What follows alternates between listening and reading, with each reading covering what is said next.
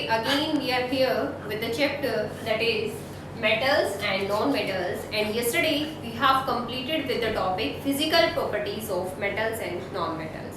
देखिए physical properties को हमने डिफरेंस की फॉर्म में स्टडी किया था, तो इजीली हमने वी कैन से मेटल्स और नॉन मेटल्स की फिजिकल प्रॉपर्टीज को स्टडी कर लिया. But chemical properties they are somewhat lengthy, तो ये हमें अलग अलग ही स्टडी करनी पड़ेंगी. And today we are going to start with the chemical properties of the metals. कि पहले हम जो स्टार्ट करेंगे वो करेंगे केमिकल प्रॉपर्टीज ऑफ मेटल्स.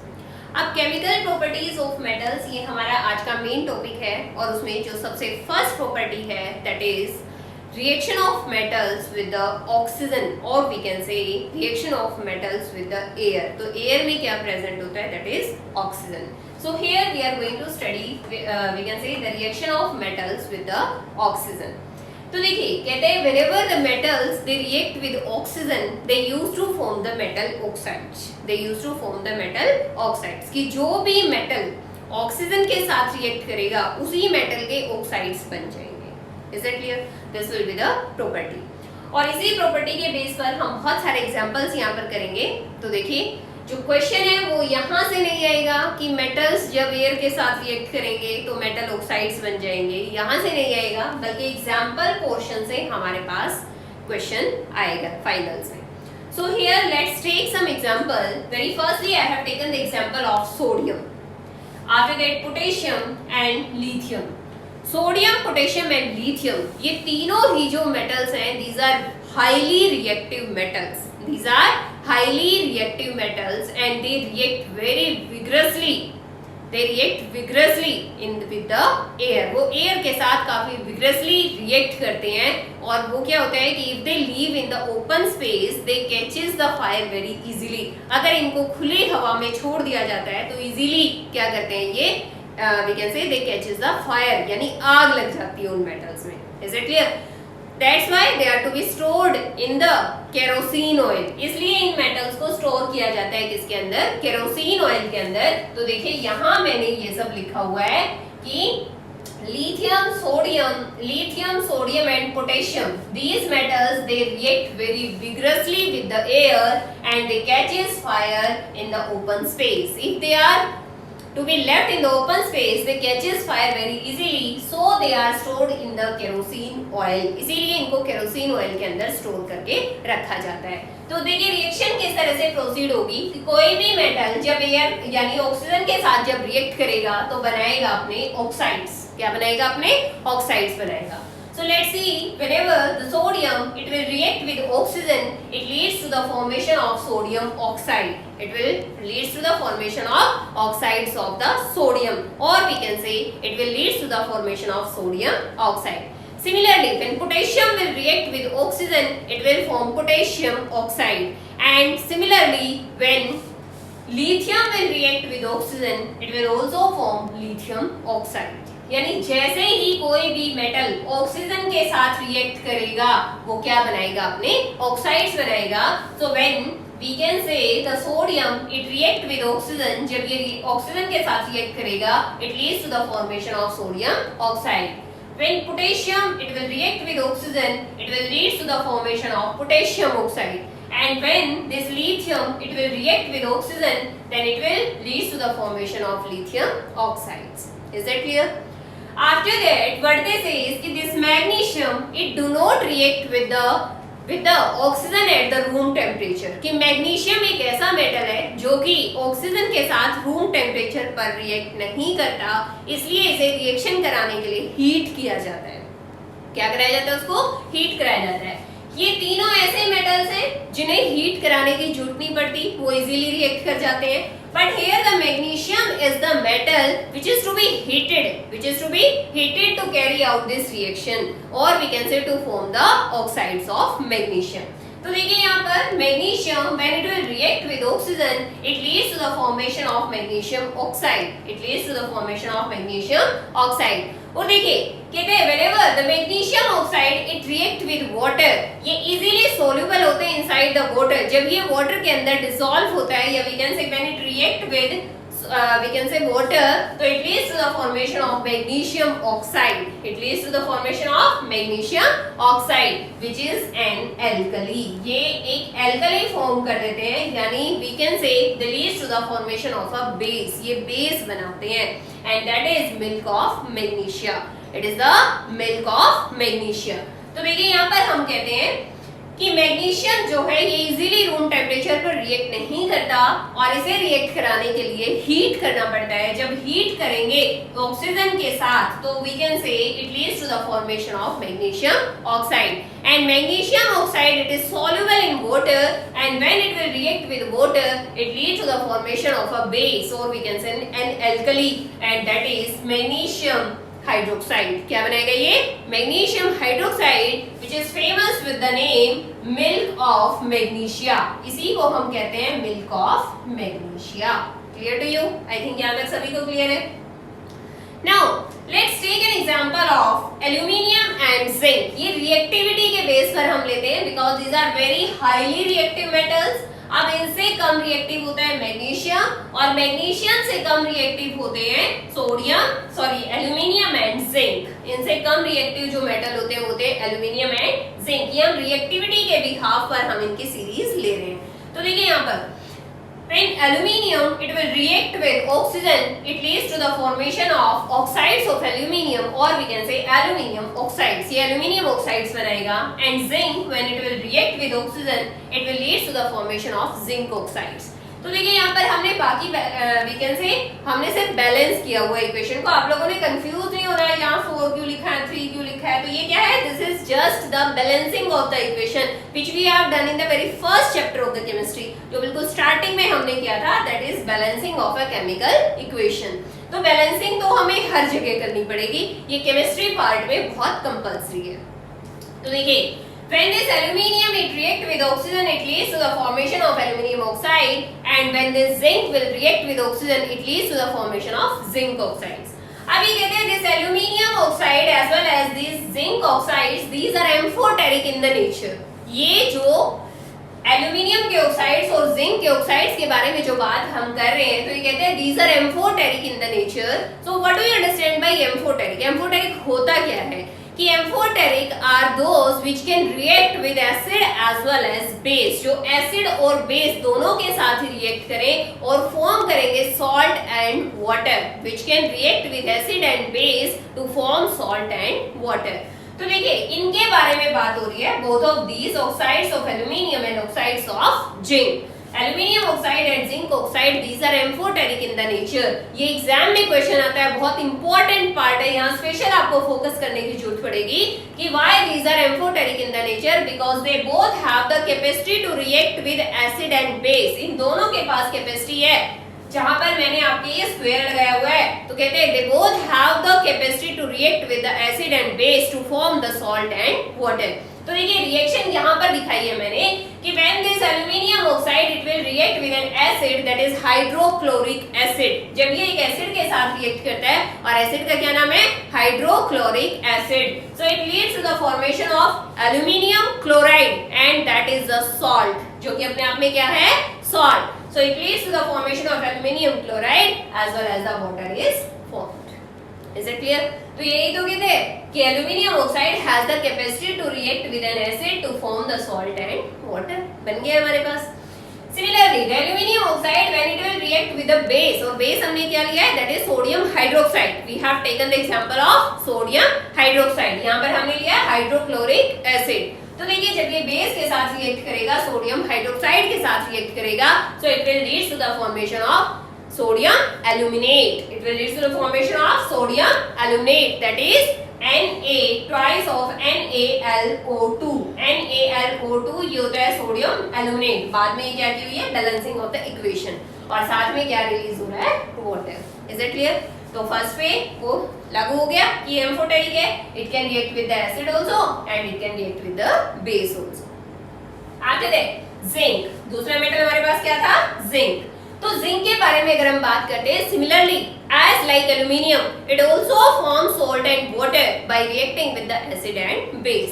तो पहले जब इसे एसिड के साथ रिएक्ट किया जाएगा रिएक्ट कराया जाएगा, यानी एसिड हमने एग्जांपल किया लिया है hydrochloric acid, so it leads to the formation of zinc chloride which is a salt, जो कि अपने आप में क्या है, salt. It will form the chlorides of zinc और we can say zinc chloride which is a salt. After that the water is removed and then zinc oxide it react with the base that is again sodium hydroxide, so it leads to the formation of that is sodium zincate. ये फिर से एक हमारे पास salt बनेगा that is sodium zincate. It is Na2ZnO2 plus the water is released. Is it clear? तो देखिए यहाँ पर हमने जो मेन फोकस किया वो किस पे किया है कि aluminium oxides as well as the zinc oxides these are amphoteric in the nature because they have the capacity to form salt and water by reacting with acid and base, कि जब भी वो एसिड और base के साथ react करते हैं तो वो क्या बनाते हैं, सॉल्ट और वाटर। तो ये यहाँ पर हमने रिएक्शन शो की है कि when they react with acids they form this salt, when they react with the base they form this one salt.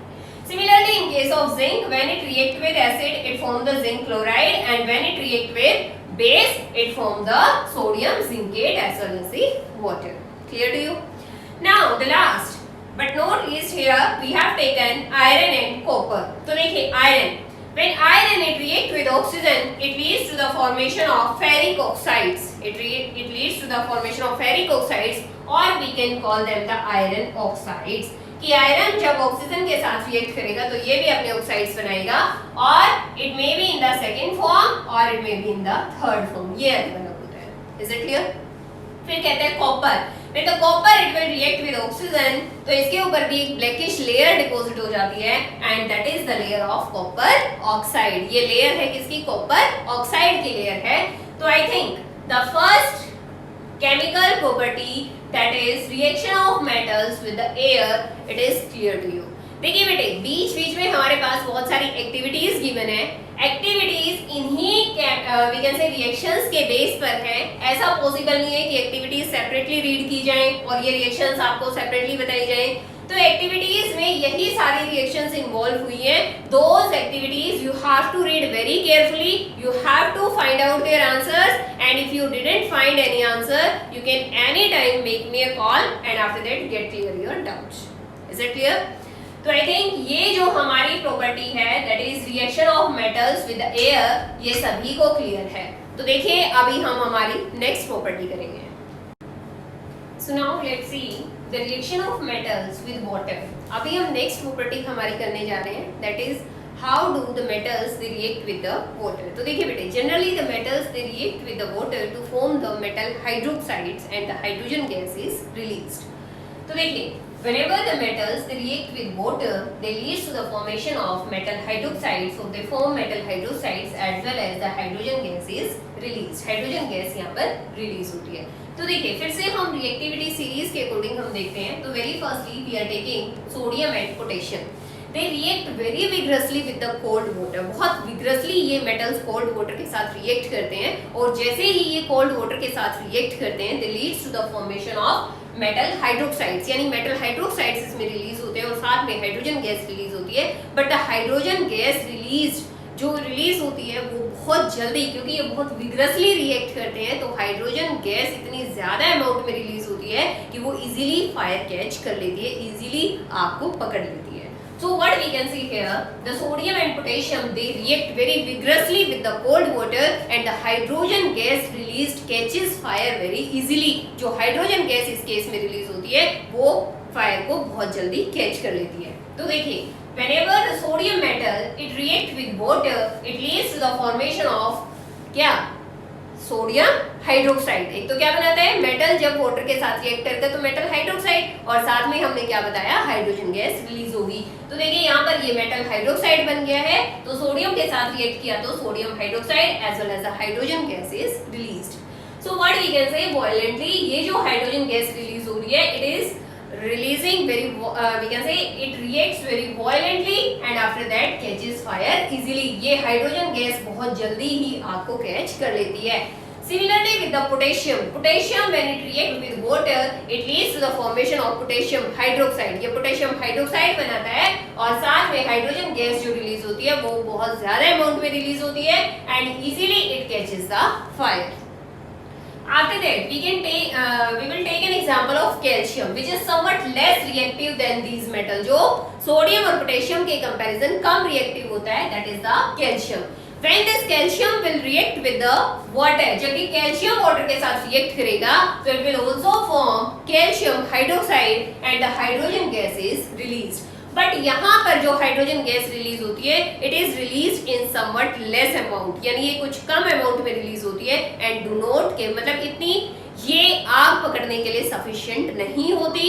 तो जनरली क्या होता है कि कैल्शियम हाइड्रोजन गैस जो है वो कैल्शियम के नीचे चिपक जाती है. कैल्शियम जो यहाँ पर फॉर्म होता है कैल्शियम हाइड्रोक्साइड, तो ये जो कैल्शियम यहाँ पर फॉर्म होता है उसके नीचे ये हाइड्रोजन चिपक जाती है और कैल्शियम इस तरह से फ्लोट करना स्टार्ट कर देता है ऊपर. तो देखिए it do not react violently, so hydrogen gas produce stick to the surface of the calcium. ये कैल्शियम के नीचे चिपक जाता है और हाइड्रोजन कैसी होती है, बबल्स की फॉर्म में होती है, यानी गैस होती है. गैस क्या बनाती है, बबल्स बनाती है. तो इस तरह से बबल्स अगर उसके नीचे बन गए तो कैल्शियम उसके ऊपर फ्लोट करना स्टार्ट कर देगा. तो here the calcium starts floating. देखिए ये 1 मार्क के लिए बहुत इंपॉर्टेंट क्वेश्चन है आपके फाइनल एग्जाम्स के लिए कि कैल्शियम और वाटर को जब रिएक्ट कराया जाता है आपस में तो what we can say here calcium hydroxide जो बनते हैं तो कैल्शियम यहाँ पर फ्लोट करना क्यों स्टार्ट कर देता है, तो हम कहेंगे क्योंकि हाइड्रोजन गैस रिलीज होती है और ये हाइड्रोजन गैस थोड़े कम अमाउंट में रिलीज होती है इसलिए आग तो ये पकड़ती नहीं है, तो ये क्या करती है कैल्शियम के नीचे चिपक जाती है और इसी वजह से कैल्शियम जो है ऊपर फ्लोट करना स्टार्ट कर देता है. आगे द नेक्स्ट मेटल यानी इससे भी कम रिएक्टिव मेटल होता है दैट इज मैग्नीशियम. अब मैग्नीशियम कहता है कोल्ड वाटर के साथ तो रिएक्ट ही नहीं करता. It used to react with the hot water. It used to react with the hot water. ये कोल्ड वाटर के साथ रिएक्ट नहीं करेगा. जब वाटर को हॉट फॉर्म में लिया जाएगा यानी जब वाटर को हीट किया जाएगा हॉट वाटर के साथ हम इसकी रिएक्शन शो करेंगे, so it leads to the formation of magnesium hydroxide as well as the water is hydrogen gas is again release. फिर से हाइड्रोजन गैस इस केस में रिलीज होती है. Now what we can say when this magnesium जो magnesium metal है इसे हम सिर्फ स्टीम के साथ भी यानी भाप के साथ भी रिएक्ट करा सकते हैं.